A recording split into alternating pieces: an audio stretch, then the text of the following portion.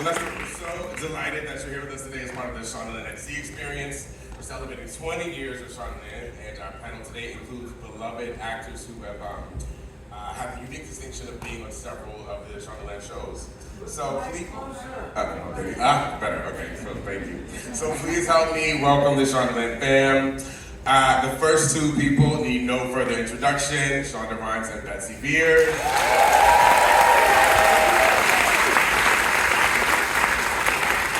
Hello. What an episode. What a way to kick off Pride Month, huh?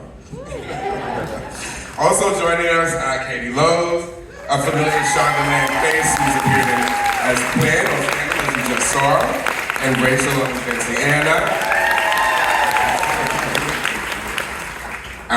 he's not a doctor, but he plays one on TV. Please welcome Jason George.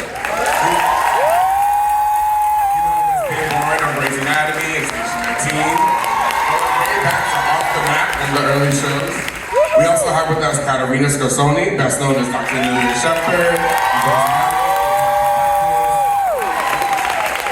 And lastly, Mr. Josh Malina, whom you recognize from Scandal, as the morally challenged Attorney General David Rosen, as well as investor Henrik Knight on Inventing Anna.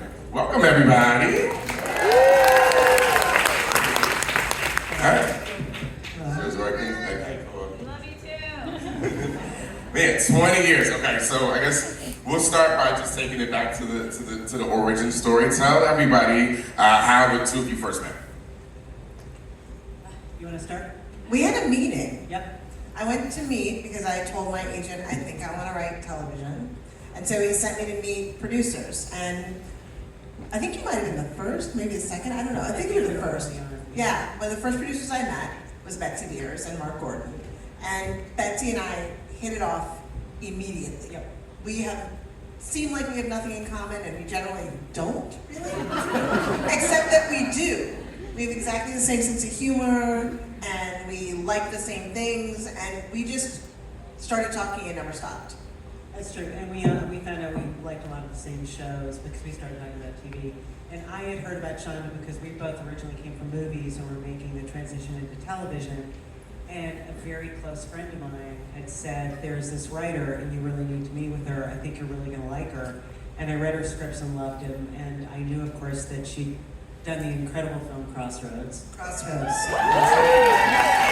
introducing Dorothy Dandridge. And I was very excited to meet her regardless. And she really was delightful. And as you said, in those days too, you were, I'd say, more shy. I was violently shy. Yeah. In the sense that, like, I don't think I spoke to people I did not know. Really, like that shy. That's absolutely true. It was painful, and yet I wasn't shy with you. No, and the great thing was I was a loudmouth. So it helped because you could actually do what you needed to do, and I just talked all the time, which I know is really hard to believe. It was awesome. So yeah, that's how we met. And then the first show that we developed together was a show about war correspondence. Yes, 4 women who covered war and were really competitive and really sort of vicious and loved their jobs. And unfortunately, the time that we did the pilot was when the war broke out in after 9/11, and nobody wanted to see a fun show, a drama about war correspondence. Surprisingly, bad taste, yeah. So the next year, we said, what does Bob Iger want to see? And Bob Iger runs Disney, and someone said he wants a medical show. So I was like, well, we'll do a medical show. And I said, I hate medical shows. And she said, why do you hate medical shows? And I said, because I don't understand what anybody's doing. I mean, they're all running around and screaming stat and crying. And the whole thing was super clueless to me. So you said, well, they have this thing called interns. And I said, well, that's fucking great. And that's how that got started. Yeah. And it worked. How'd that show turn out? I don't know. I don't know. I feel like it's okay. Yeah. I think it's okay. I was gonna ask the talent, since we've heard Shonda and Betsy talk about how they met and their first impressions of each other, I'd like for you all to share your first impressions of meeting Shonda and or Betsy. Why don't we start with you, Josh, at the end? Yeah, Josh. Is this on? I All right. so. Well, my memory, Shonda has always been very good to me. She has employed me in a serial fashion, including Grey's Anatomy, private practice. I wasn't able, for some reason, to go do Off the Map in Hawaii. Like that was one of the big regrets of my life. A week in Hawaii on a Shonda show. But as hard as it is to believe, my memory is that Shonda was very shy the first time we met. I feel like somebody came to me, I think it must have been on Grey's.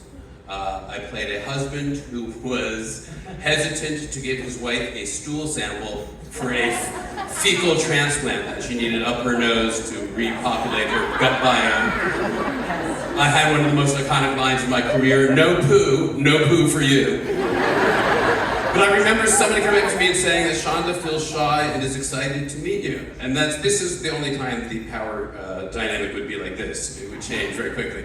And I was like, why would she be excited to see me? And why would she be shy? And I think maybe you were a West Wing fan, or I was an insane West Wing fan, and I thought that Josh. so I was like, well, I'm shy and excited to meet her. so those are the terms on which we met. And to my great delight, Shonda, who has a sort of theatrical troupe of actors that she goes to often. And I feel very lucky and very honored to be part of it. She also has a no assholes policy, and it's been told several times I've heard that I'm the closest to not having cleared the bar. Very close to that. Yeah. But that was our first meeting, and I'm delighted that our relationship has continued.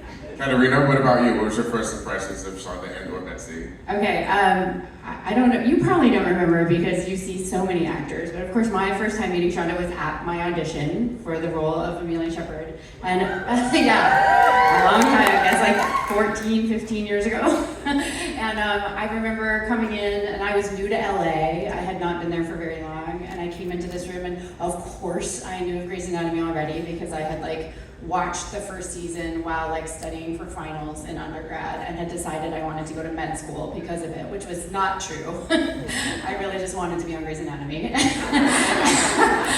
so I moved to LA, and after a few months I was, auditioned by Linda Lowy, and I came in and I had the sides and I did the thing, and Shonda was sitting behind the table with Linda and sitting back, and said, I think I could like you. That's what you said. You said, I think I could like you. And I said, I think I could like you too. And I got the part. And I think one of the cool things about it was I think some of the way that the characters kind of develop is, I don't know, you fall in love with a character and you then see who they are and then they become. And it's this very kind of like dynamic process. And so it was cool that I got to be one of those characters. Like Betsy, table read. I met you first at a table read and I thought you were funny and smart, and that has maintained. Betsy reads all of the lines that the actors don't read. Brilliantly. She's famous It's not a for it, table read without Betsy. and it's so entertaining and so amazing. Yes. You stop. You know what I remember too is when you moved to private practice, because of course the great thing was that we just, as we have a tendency to as shows kind of expand, we just take everybody we love, which is, and so the exciting thing is then watching Amelia pop back up in private practice, which was really fun. How about on Grey's? Grey's private. Grey's practice. Worth at That's right. first, and then I popped over to Grey's That's right. eventually, the mothership. Pop. I wanted to ask that before we introduce you. I want to ask you that. Why do you use the same familiar faces over and over? What is it about keeping people in the family, so to speak, that appeals to you? I mean, I find people that I really like, who are really talented, who have like an incredible work ethic, and they're fun to work with, and they're fun to write for. I think that's mostly it, because I'm not on set that much. They're fun to write for. And I get to see what they do. And then when a show is over or their part is over, I always remember that person and how great they were. And I want to work with them again. That's awesome. Thank God. Thank God. Betsy. I just want to double down on, because it's more than just a troupe of actors. And I think I first heard Betsy use the term, and I think I heard Shonda use the term company. Yeah. As in, like, it's more than just the cast and people always use the phrase cast and crew, but company is everybody, because when you find, I mean, you'll see, if you do one Shonda show, years later you do another Shonda show, and you'll find the same directors of photography, the same crew coming through, because it runs from the actors through the rest of the crew. When they find good people, they hold on to them. So it's like the no assholes thing stretches all the way through, and they hold on to everybody, which is really cool because it makes it a family. It's a very big family. Shondaland's a real place, and we're just very happy to have real estate in it. And we're on a cruise together right now. All right, real quick, your impressions of Shonda and or Betsy. Yeah, audition, same deal. I remember my wife got the DVD set, because once upon a time there were these things called DVDs. I don't know if you young people remember. The DVD set of Grey's Anatomy, and she showed it to me, and I was like, I need to be on that show. And every other time I'd ever said I need to be on that show, it did not happen. One of them was West Wing, never happened. But I eventually had an audition for this show, this pilot called Inside the Box. And it is miraculous. One of the few Shondaland shows that did not go, even though it was really, really freaking good. But I remember when I got to the test, I was just going to leave it. I'm pretty certain the job belonged to somebody else, so I was like, I got to like kind of like go out of my mind and like do something different. And had an audition, and I remember as I was leaving, Shonda actually stopped me and said, Jason, can you come back here for a second? And I was like, oh my God, the demigod wants to speak to me. And I walked back over, and she said, and my hair was like this. It was like literally, this was like 15 whatever years ago, 16 years ago. And she said, would you be willing to cut your hair? And the character was a White House correspondent. And I said, ain't no White House correspondent's got naturals like this. It was like, yeah, so yeah, we'll cut the hair. And it was just one of those things where the two of them were like, and we had a laugh, and I walked out, and I was like, I think that's gonna work out.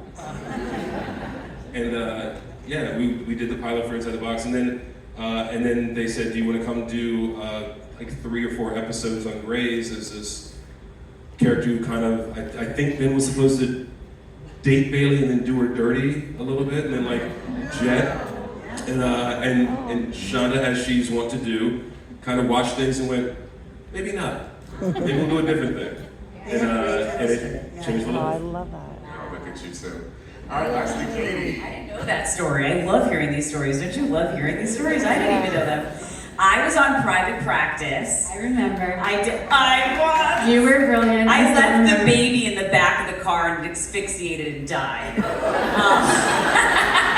And now she's a mother of 2. But honestly, I have a car now, and I have 2 children. One was born on Scandal, one was born on Inventing Anna, and they are, thank God, now they have a camera in the backseat of the car, and I always think about that guest star still. They're like, check the rear seats. Anyway, this is really dark.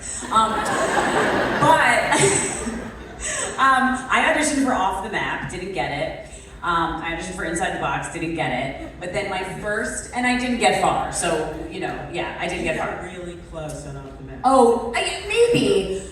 Great people looked at. Anyway, I wasn't supposed to be a doctor, like, doing that stuff. I was supposed to be Quinn Perkins, because the next season, my first audition of that pilot season was Scandal, and I auditioned once, and I'll never forget Shonda saying, that was really good, can you say it faster? And I'd never been told to speak faster my entire life. I'd only been told to talk slower. No one can understand what I'm saying because I'm from New York. And she told me to talk faster.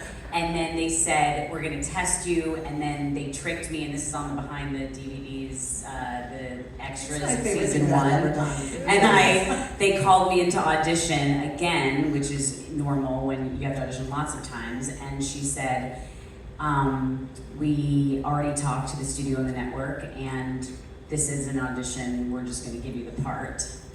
And then I cried. Which never happens. Never. I would not have gotten the part. Like, I mean, because I had tested for ABC before a bunch of times and had not gotten the part. But because Shonda and Betsy literally said to ABC, no, this is the girl we want. This is who we want. I got the part, which is insane. And I cried, and I asked if I could hug everybody, and they said yes. And it changed my life and my whole family's life. And now I'm on this Royal Caribbean cruise.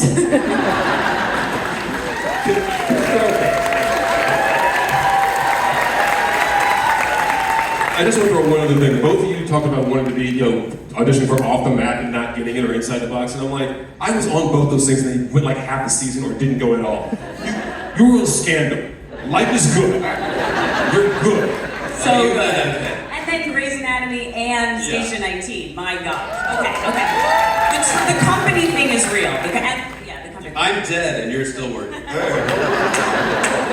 right, Shonda and Betsy, I wanted to ask you, obviously everybody knows you are creative geniuses, you have brought so many incredible stories and characters to the screen, but now Shondaland has blossomed into this huge company that does far more other things than produce amazing TV shows, and you are now bona fide business leaders. I'm curious how you sort of learned to navigate the business side of being innovators in this field, and what was that like for you? I would say it's a little bit of trial by fire. I knew what I wanted Shondaland to be and to become, and I talked about it a lot, and I'm a writer, I had no business experience. And if you remember, I said I was super shy, so I was basically a hermit with no business experience. But part of it was surrounding myself with really smart people who knew what they were doing. And part of it was, everybody says that you need mentors. Everybody says, find yourself a mentor, find yourself a mentor. I didn't know anybody in Hollywood when I started this job. So I didn't have anybody to talk to. So for me, my mentors were books. I would read the biographies of people I admired, the memoirs of people I admired. I would really research, I'd read articles, I'd sort of absorb things that way. Because not everybody has access to all the fancy people who are gonna get you where you're gonna go. So I wanted to find a way to sort of figure out how to get there without it. And that was really helpful to me. It was my education for a long time.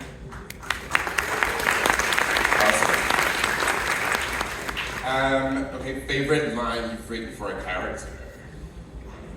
Yeah. I don't know, because there's so many characters that I've loved, and for me, I stand in their shoes all the time to come up with these lines. It's Handled might be one, for sure. Mainly because it's said so much to me. Said back to me so much. I always liked when Bailey said, "Stop looking at Lila JJ." I really did. And I love the white hat analogy that we used in Scandal 2. That was great. I don't know. There's so many. Well, for talent, what's your favorite or most insane line that you've said in your tenure on the Shondaverse? Do you remember? Any of you? Whoever wants to start first. Your favorite line or your most insane line that you said?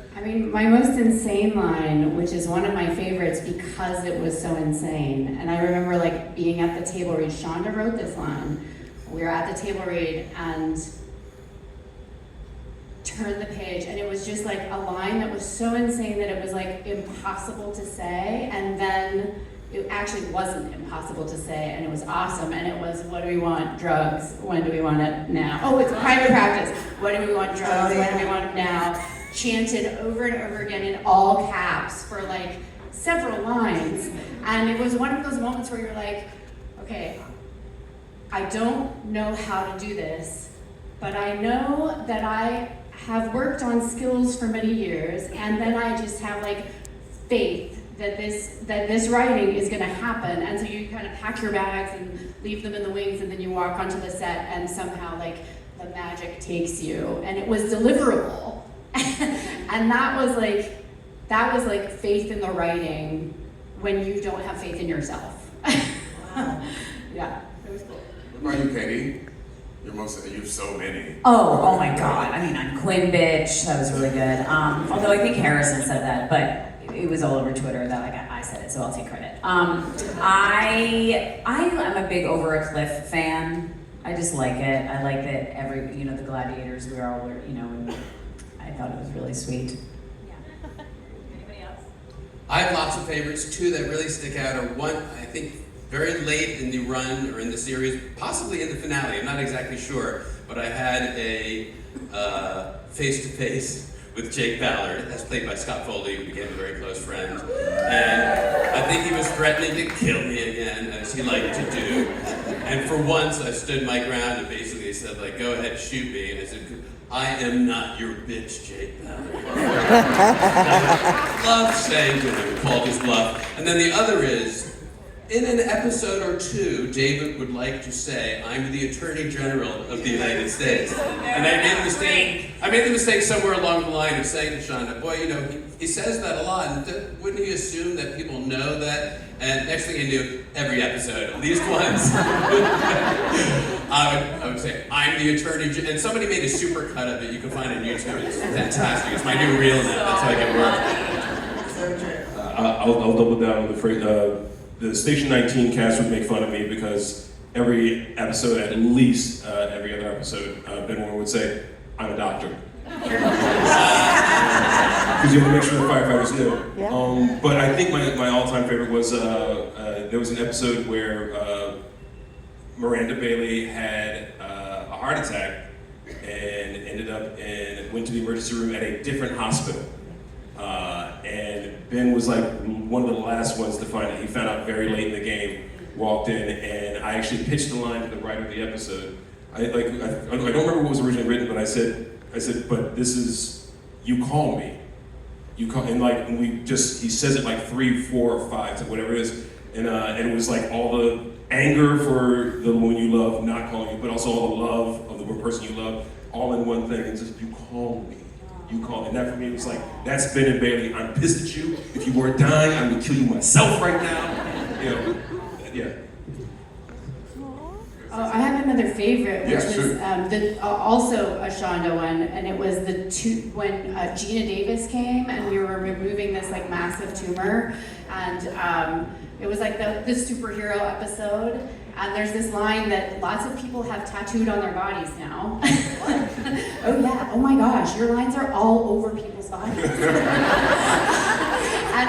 it was the one that was never give up, never run, never surrender, fight the good fight, and it's like keep fighting even when it seems inevitable that you're going to go down swinging. And I love that one, and people love that one. I feel like it's really galvanizing. Let's see, as we saw in Scandal, what some people call diversity has been baked into the Shondaland approach for since day one. On that word. Yeah, I would say I don't applaud that. That's not surprising. It bothers me that it is surprising that people don't make shows that include people. You know what I mean? That don't include everybody and don't reflect the world as it generally is. So yeah, I have lots of thoughts on that. Well, with that in mind, I'm wondering sort of how your approach to storytelling has evolved over the years. Particularly, there's been so much cultural change that's happened since that first episode of television. How has this sort of approach evolved over the years? I think my reasoning when I say that I don't applaud that is, for me, it wasn't an approach. I'm not going to make a show that doesn't include me. Like that literally doesn't make any sense. I'm not going to make a show that doesn't include me and women like me and people like me. So to me, I don't think it's ever been about like a thing that I sat down and said, we're going to do this. I was writing the world as I see it from my point of view. You know, it's always so funny when Olivia Pope came along. I remember there was an interview where somebody asked me, how does it feel to have the words of a black woman coming out of, you know, an actress's mouth? And I said, Patrick Dempsey speaks as a black woman because his my words are coming out of his mouth. Everybody does. And yeah, for me it's not that. Amen. Let's see, many best of Shondaland shows have talked about, as Jason was talking about earlier, sort of the vibe, for lack of a better word, on set, and the way that Shondaland sets create a sort of familial atmosphere. Can you talk about what it's like to work on the Shondaland show and how that might be sort of different from the rest of Hollywood? Any other time? Look, I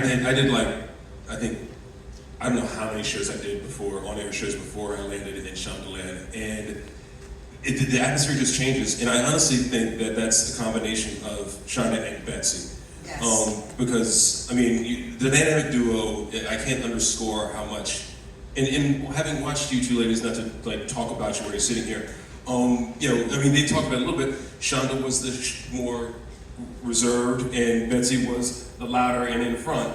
And hilarious and creative stuff, but I've watched them both.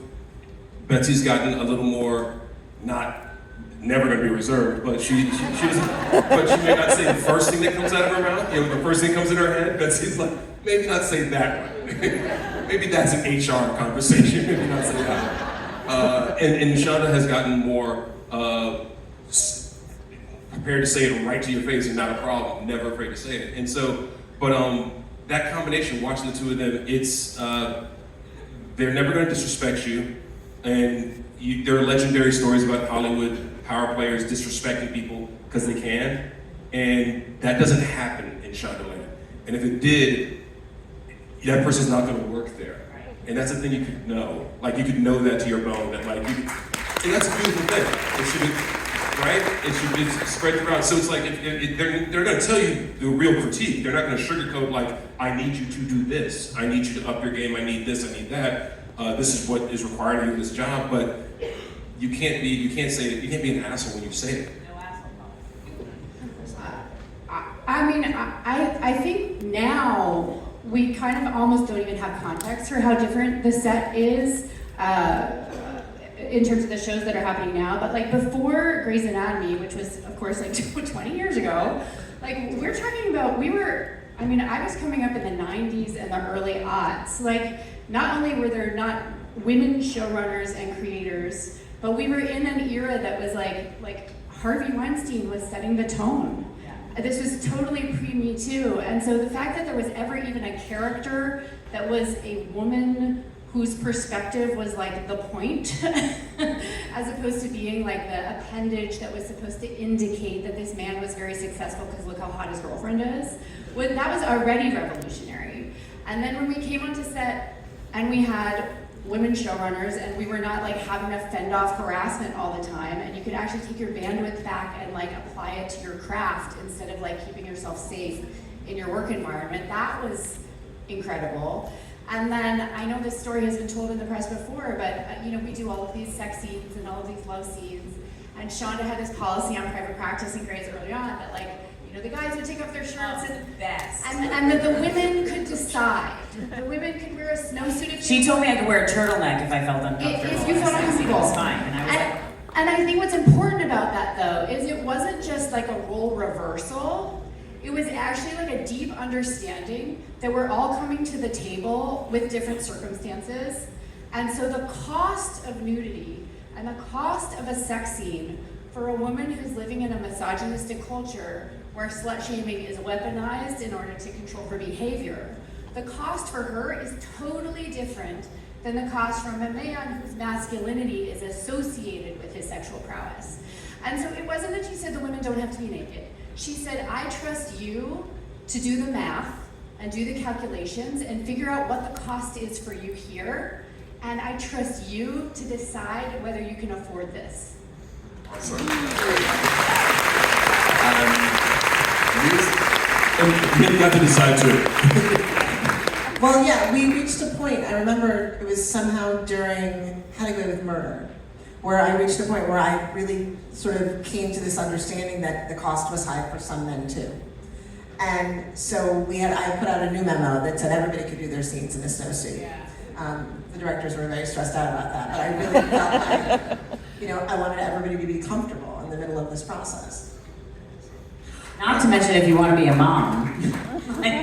I know I already said, but it's the best place to work if you want to have kids. Which in Hollywood, before Shondaland, like, that was a big, it was just sort of like, oh no, if you are an actress and you are interested in also being a mom, you better do that when you're not on a show because you're going to it's not going to be great. Shondaland's a great place. I'm going to add that little asterisk to the bottom of this conversation. I think we discovered that you can put incredibly big objects in front of women while they're moving. Huge Prada bags, like really big Prada luggage suitcases. There was a great scene with a plant. Well, I felt like either a character we could write the character's pregnancy in, but if it didn't work for the story, I wasn't going to let the fact that an actor had made a choice for herself be a reason to sort of diminish her from the storyline because we don't want to see a pregnant woman. They're an actor, they can act not pregnant. As we get closer to the end, I want to make sure we address another big element of Shondaland shows, which is music. It's been a sort of integral part of making these shows as awesome and successful as they are. I was jamming to the soundtrack of Scandal just now. Betsy, can you talk about, Betsy's been... Can I say Betsy is a musical genius when it comes to this? You people. So are you though. We've had real fun with this, and I think Grey's was the beginning of this because when we started Grey's and it was our first show and blah blah, we decided that the smart thing to do would be to play these songs over the montages because it was a great way for people to connect the theme as they're watching all these different characters go through different stuff. And apparently that was, I'd done it in movies forever. Nobody did it in TV. Nobody did it in TV, so everybody was shocked, and then as soon as we debuted, everybody started doing it, which was really cool. But I think to such a degree for us, music has been one of the most fun aspects of exploring both the character and theme and finding the right songs for pieces, and the fact that every single show has changed styles. It has its own identity. You know, each show really does have a very specific identity to itself, from, you know, the Grey's Anatomies to this. Scandal was really all 70s music. That was. Yeah, and then Bridgerton is completely different. And that was that was you, that was your idea to take those songs and do that, and it was beautiful. With this kind of idea was how do you make a show feel modern and not know you're thinking it's modern? You're going, oh, these people, it's like period, but why do I think this feels kind of modern? And it was the idea that if you actually take these songs and you play them as though they're of the period, you'll still feel like you're in a contemporary world, but you will not be taken out of this incredible atmosphere that we've created. So I think that, and also one of the gigantic pieces for me in fun is the composers as well, and I work pretty closely with them in terms of how they style the music, and with each piece we've used a bunch of composers numbers of times. Once again, is we have a family of editors and a family of composers who we go back to again and again, and sometimes, like with The Residents, we have the opportunity to work with Mark Mothersbaugh, who is, as we all know from Devo, and has done tons of movies and tons of television, and that was a thrill too. So it's a wonderful way of telling stories, and it's a whole other language that we can explore while you're writing these incredible shows. Amazing. You gonna add something? Well, sometimes you get to ask for some music. Like sometimes I'd say, like, I'd love to hear, you know, I did a whole year of Grey's where we did nothing but covers. Yeah. And I would get to say, like, can someone sing like a virgin but in a totally different way? And they would, I think we did like Total Eclipse of the Heart, like 40 times with different songs and different composers. Stuff like that was really fun. Awesome. Is there a character for Shonda and Betsy? Is there a character that you've most identified with, and has that changed over the years? I think for me, it depends on, the era. You know, for a long time, I think I really identified with both Christina and Bailey. And then they're very specific kinds of women. And then it was, oddly enough, I did identify with Olivia Pope for a long time, but then after a while, it was Nellie. And which was interesting. And then it was, for a while, it was Fitz, like somehow that beleaguered, you're in charge feeling. And then it was always Queen Charlotte. Like, I just love her. But the way she approaches the world feels familiar to me. Definitely. Meredith. Yeah. She was always Meredith, and I was always Christina. That was the way we always worked it. There's one scene I remember, it was like after the Denny dies in the Eldad Wire, and Meredith is standing in the middle of the room, she comes in, and everybody's looking at her like, what are you gonna do, what are you gonna do? She was gonna fix it, and the line was, well, what are you gonna do? And she said, I have no idea. And I remember thinking, I know what that feels like. That's you, though. You're like, people were constantly pulling Eldad wires all over the office, and they'd come and I'd go like, don't worry, I've got it. And I just sort of stand there. But yeah, I think usually Meredith. But then, you're right. I mean, you kind of go through and there'll be different characters in different shows, but that's probably the granddaddy, grandmama. The reality of it is, as a writer, like, there's a little bit of you in every character. Yeah. So it's really hard to say. As we get ready to wind down to the end, I would love it if our actors can give Shonda and Betsy their flowers. So I'd ask you, what do you admire most about these talented people, or what are you most proud of about working for Shondaland? You don't have to say anything nice about this. What are we being asked to say next? What are you most? What are you most? What are you most? I want to make sure I understand the question before I launch into. most proud of about Shonda and Betsy, or what do you most admire about them? I think they are risk takers and pioneers, and as an older actor, their loyalty to those that they employ and the way that they treat their entire extended family. This cruise experience, like, I forgot, I'm not currently working for Shondaland, but oh yeah, I'm still part of the family. And I felt that way the minute we all gathered in a room together. And if you've been at it as long as I have, even if you've been at it for 2 years, you've probably had some shitty experiences in Hollywood. So it's rare air to have gotten to experience the other end of the spectrum, where everybody really is treated well and appreciated and celebrated, and the entire creative process is meant to be fun. And so I've tried to savor that when it's happened, and I'm thrilled to get sort of be back and realize, like, oh yeah, I'm still part of Shondaland.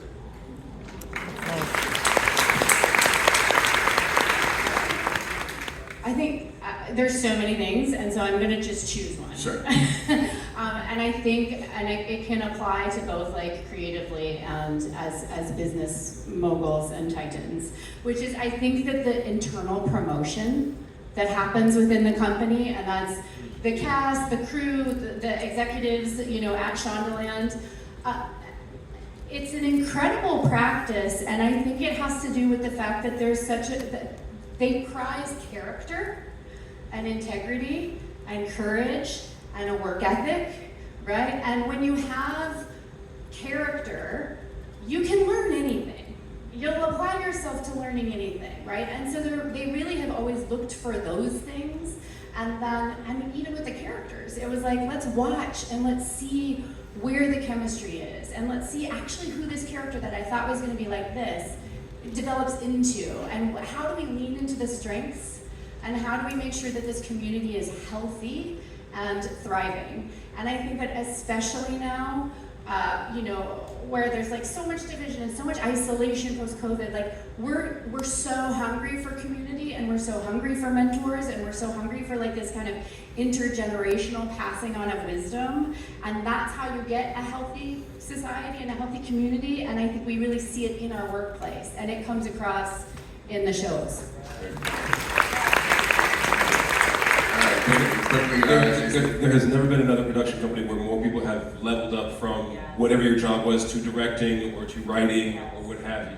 I mean, and that usually doesn't happen, but there are dozens of people in this world that have, like, their careers gone, they've leveled up all the way through. For me, it's y'all have their force of will. These two women I've seen networks, entire studios basically say, it should be this way. And they'll go, no thank you. No thank you, and just make it go the other way. I'm just going to piggyback on Caterina because it's so brilliant, but yes, and I think this cruise is such an example of, this has been so fun having this Shondaland family have this experience with all of you. But just seeing all of these wonderful people who started as like Quinn Perkins started as a baby lawyer, and now I get to be here. But there's so many people that work in Shondaland last night that started as assistants, and now everyone's got titles, and like you said so brilliantly, it's their character and their work ethic and who they are as people, and this no asshole policy, I'm just going to say it in layman's terms, but has really carried through, and I am just so honored to be here at all, and I love you guys. That's all I want to say. I love you very much. Can I just say, that's amazing, but can I just also say, for the record, when you hire amazing people who learn and grow and are incredibly skilled and hungry and delightful, you're a moron if you let them go anywhere. Yes. I mean, really, it's like, one of the things is, it's wonderful there's such an incredible thing about being surrounded with people that there is the history, but also watching them bloom and find what it is that they want to do and doing everything to support it. And the end of the day, selfishly, only benefits us. If they stay or if they go out into the world, it's putting the same thing out there, which is, I just always feel lucky when somebody finds the thing that they're passionate about, and they get to do it, and then you watch them flourish and grow, and it's the best thing in the world. It really is. Well, as we wind down, I'm sure everybody wants to know spoilers about all our favorite shows, which You're literally going to ask us about no, spoilers. Oh, you really should. You really just should. I don't want to get thrown off of the boat. But I will ask you, what is the vision for the next 20 years of Shondaland look like? What's the future like? I don't know, we love our jobs and we love what we do. We do. And every once in a while we talk about the fact that, at some point we're gonna have to stop. But the reality of the situation is telling stories is who we are. And I don't really know that that's ever gonna stop for Yeah. us. And my goal is that, even when there's not a Shonda, there'll still be a Shondaland. And that it keeps growing and keeps telling stories, that we make opportunities for other people to come in and tell stories. That's right. I mean, and to your point, what's going to be next is whatever we haven't done, and whatever might challenge stuff. I mean, the company is now branding and merchandising. The company is podcasts. The company is so many things that are part of who we are now. We're lucky that our shows have sort of grown these cottage industries. Bridgerton is a global brand now. Yeah. Grey's Anatomy has some of the best-selling scrubs in the world. Those things are amazing.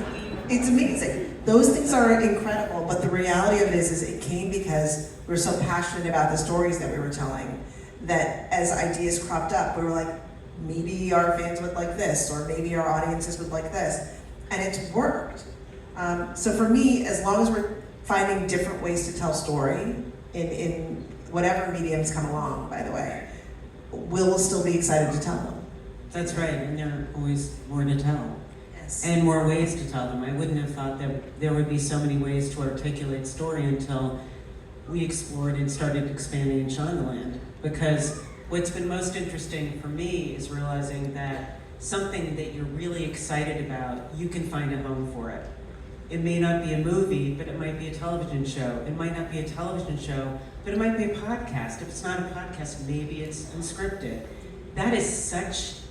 We have a playing field now, thanks to all of these people, where we can do that. And the great thing is, if you're passionate about an idea and a creative idea, there's a place for it. I mean, who would have imagined that Bridgerton balls would become such a thing? But that was just a different way for us to tell that story and to allow people to immerse themselves. More stories, more time. We love it. On that note, you guys, please give it up for Shonda Rhimes, Betsy Beers.